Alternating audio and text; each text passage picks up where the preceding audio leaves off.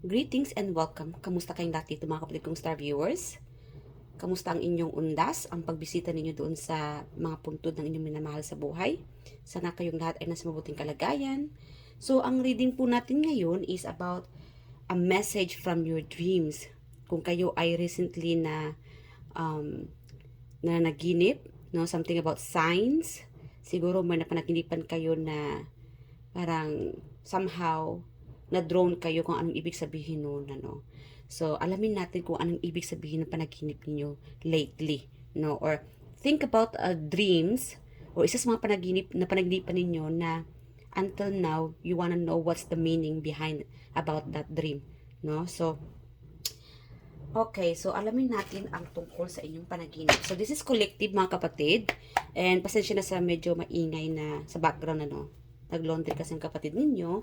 So, yeah, pakilakasan na lang po ng volume na hindi ko po gamit ang aking mahiwagang microphone. Baka pahamak na naman yung microphone at baka ang ending ay mawawala na naman yung boses. So, anyway, might as well hindi ko na lang gamitin yung microphone. Pakilakasan na lang po ng volume ng reading na ito whenever you watch this reading, ano.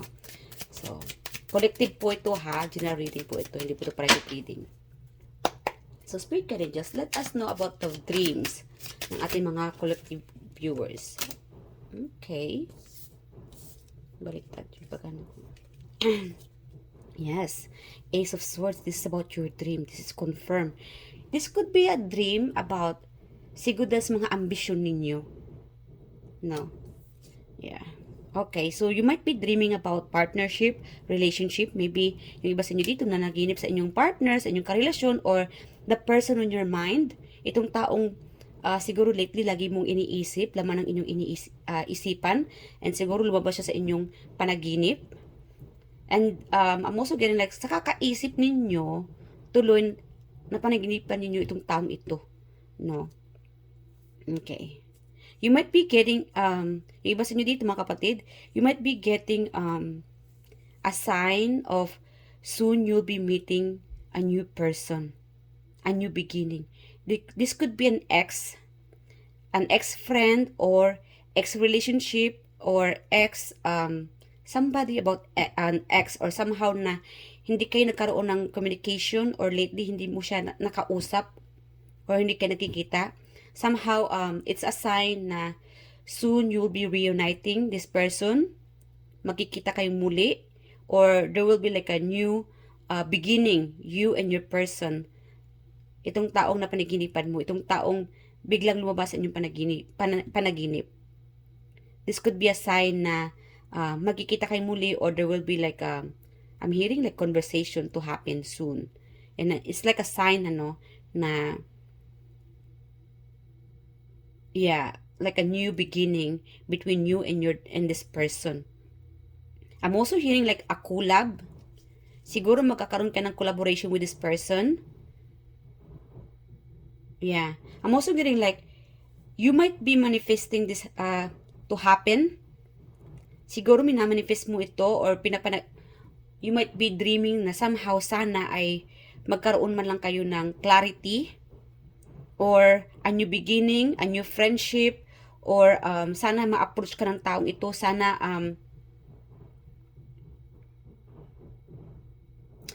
I'm also getting like sana makamit mo itong pangarap na ito. Siguro pinapangarap mo itong mangyari. Somehow na it could be somebody or something na gusto mong ma-achieve sa buhay. That's the reason na kung bakit kayo nananaginip about this matter. Again, it could be a person or it could be something na you want this to happen na sana'y mangyari ito. There's a relationship, partnership of collaboration, friendship, meron tayong ditong an ex-lover, ex-friend, ex-family member, or something about the goal, itong goal mo sa buhay na sana'y ma-achieve mo. It will be a wish come true. And I'm also getting like it could be a sign for you that you'll be receiving it's like a download. I'm also getting like a download, a psychic download, a message. Meron ka ditong matutuklasan, something about a download from your power, especially if you are a psychic. Yeah, you will be receiving this download information, a knowledge. Magkakaroon ka ng idea. It's like, magising ka na lang, oo nga no, hindi ko alam na kaya ko pala itong gawin. Hindi ko alam na may ganitong talent pala ako na nakatago lang. Hindi ko alam na kaya ko pala itong ma-achieve ng mag-isa. And meron naman dito na ma-realize mo na sa dinadami-daming pagsubok sa buhay, makakamit mo pa rin pala ito at the end of the day. Yeah. It's like a sign of you can make it. You can do this. Na kaya mo to. Wow. Siguro karamihan sa inyo na parang gusto mo nang sumuko, especially if this is about like a relationship, ano. Kasi meron tayo ditong relationship, goal, and or something about goal na gusto mong ma-achieve. Yes, continue mo lang ito na it's always just about starting about you, no? Na positive lang. Always be like, maging positibo lang sa buhay na kaya mo to because you can do it. Kasi kung laging positibo ang iniisip mo sa karelasyon mo, partnership, sa goal mo, kung whatever it is, makakaya mo ito. Yeah, your spirit team is like guiding you. So, see? This is about achievement, success, Ace of Swords. You guys are very witty, matalino, mautak. Siguro lately na-overthink kayo sa mga pangyayari sa karelasyon, sa trabaho, sa finances, sa pamilya, or in general, meron kasi dito na-overthink. Kaya siguro, nakakaroon ka ng mga panaginip na parang meron kasi dito nakakaroon ng sleep paralysis. Yeah. So, always pray guys, kung nagkakaroon ka ng mga sleep paralysis, dapat kasi din sa bago kayo matulog, manalangin din talaga, no? Kasi hindi natin alam na ano mangyayari sa atin while we are sleeping. So, kailangan talaga na manalangin and wag agad-agad matulog kung pagod ang inyong katawan and especially sa mentally, emotionally, physically. Kailangan talaga mag-relax ka muna bago ka matulog. Wag agad-agad matulog. Lalong-lalo na kung galing ka lang trabaho, and then matulog agad. So, para iwas po tayo sa mga sleep paralysis or bad dreams, kailangan i-relax nyo muna ang inyong katawan bago kayo matulog. Alright? And yung iba naman sa inyo dito, emotionally, mentally, puro siguro sa school sa school, sa finances, yeah, sa realidad, na-stress ka siguro lalo. Or, ang dami mong iniisip bago ka natutulog. Kaya nagkakaroon ka nitong mga mixed dreams, mixed signs. Lalong-lalo na when it comes to this partnership. Okay? Because guys, at the end of the day, you are holding this manifestation. Always positive. Maging positibo palagi. Because at the end of the day, ikaw pa rin ang may hawak ng inyong manifestation, itong pinapangarap ninyo.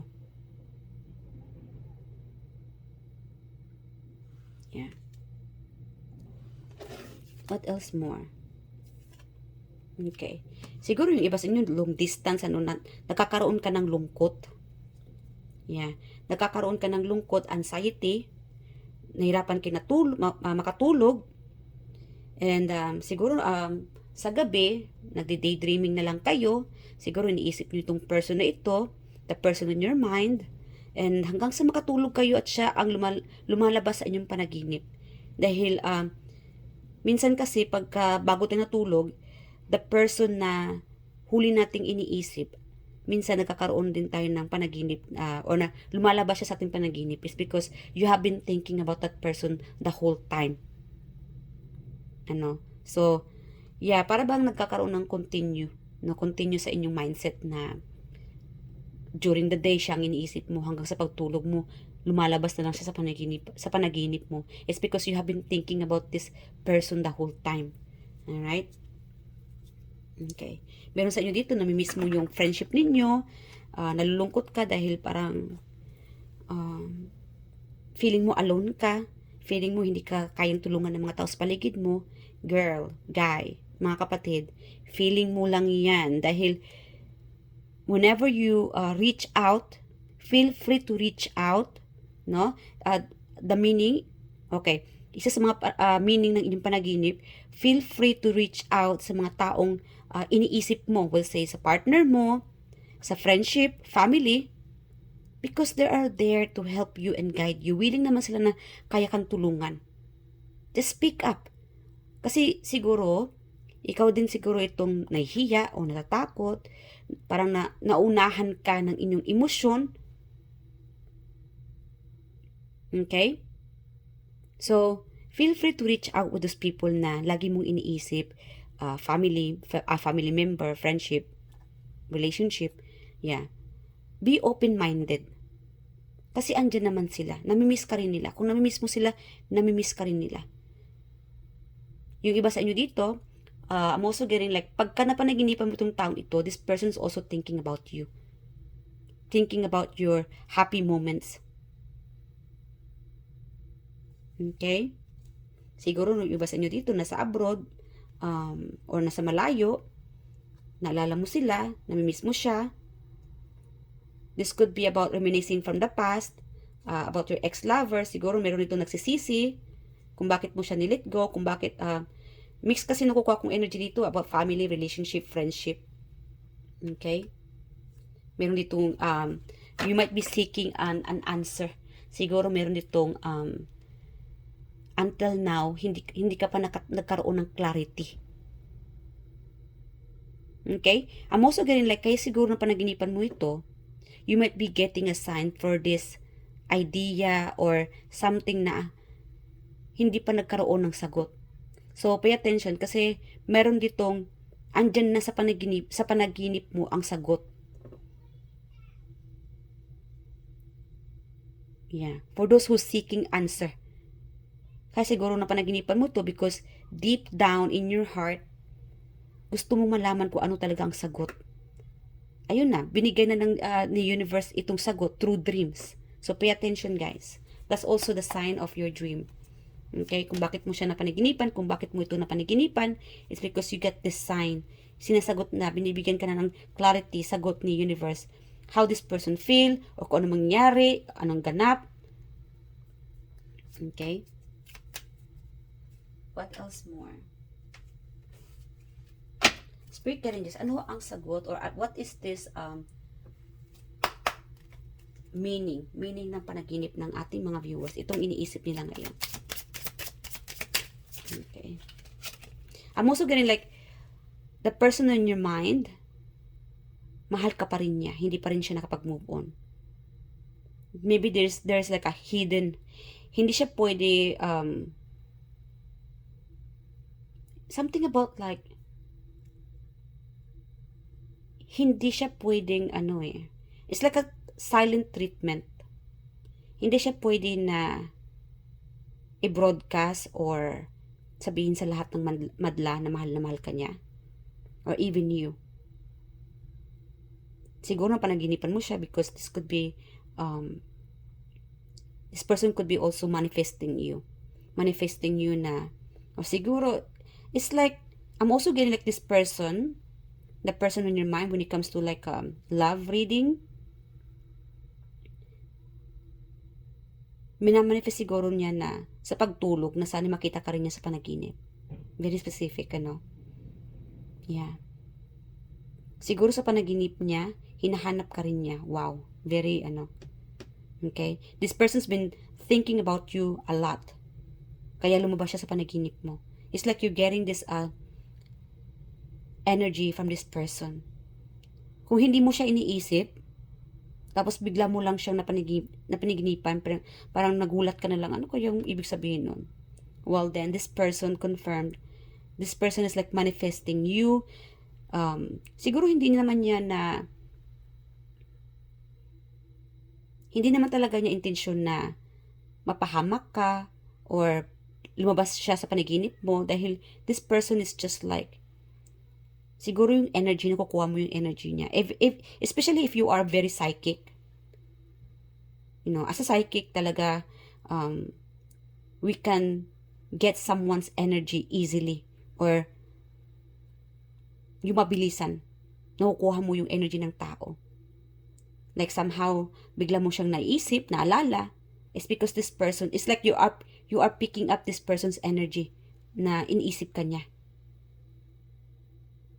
It's like, whenever this person feeling alone, or sa pagtulog, or bago siya natutulog, ikaw ang iniisip niya. Minamanifest ka niya na sana, kausapin mo siya, even, especially if hindi kayo nag-uusap, wala kayong communication. Yeah.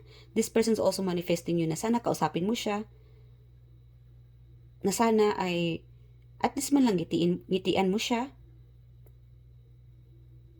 Siguro, again, meron kasi akong nakukuha itong silent treatment eh. Okay? Na sana ay, I'm also getting like, this person's also thinking na sana ay magkabalikan muli itong bonding ninyo. So again guys, this is general reading ha. Kunin nyo lang kung saan ka nakasunod dito kasi meron akong friendship and relationship and crush. Maybe this person have a huge crush on you. Okay, wow. 5 of Cups. This person really sees you like, okay, I'm also getting like, maybe someone here is getting married. I'm also getting like, finally. This could be a sign. Kung ikaw itong single, or divorce, separate, siguro nakailang karelasyon ka na, ilang person na ang iniyakan mo, na heartbroken ka. This could be a sign for you to be awakened, na magising ka na. You know, magising na, I'm getting like, you will be meeting a new person. There will be someone for you na nakalaan sa inyo. I'm getting like someone is gonna be happy with this. Congratulations. Yes. Manalig tayo kasi each of us here, we are destined to be with somebody. No? So, siguro itong mga nakilala mo lang from the past relationship, no, iniwan ka, cheated on you, or somehow hindi kayo talaga nagsisink in, or hindi kayo komportable or compatible, it's just that they are just part of your past, or hindi lang talaga siya para sa'yo. Or you just met the wrong person. Because somehow, you are getting the sign, and again, as a reminder, there is somebody who is meant for you at the end of the day. You just have to believe in yourself. You just have to pray. You just have to manifest for that this person will soon to come into your life at the right time. Yeah, this is really deep message for you. You just have to believe in yourself. Huwag kayong mawala ng pag-asa, kapatid. And you don't have to be, you don't have to rush in yourself to be in a relationship kung hindi ka naman komportable. Just let the universe, you know, hayaan mo lang sa universe ang gagawa ng paraan para ipakilala sa iyo ang tamang tao para sa iyo. And this could be the sign, kaya na panaginipan mo ito, you might be somehow dreaming about a person na hindi mo siya kilala. If something like that, guys, pagka nanaginip kayo ng tao na hindi nyo kilala, soon you'll be meeting this person. It could be a friendship, a work-related, a business, relationship. This person is very like, I'm hearing like angelic, or you will be meeting this mysterious person. If this person, kung nanaginip ka ng isang tao na hindi mo pa kilala, it's a sign that soon expect this to happen. It could be a new coworker, new business, relationship, friendship. Okay? It's a sign that you will be meeting this new person. Alright? Sa inyong panaginip. And that's why you are dreaming about this person or this event to happen.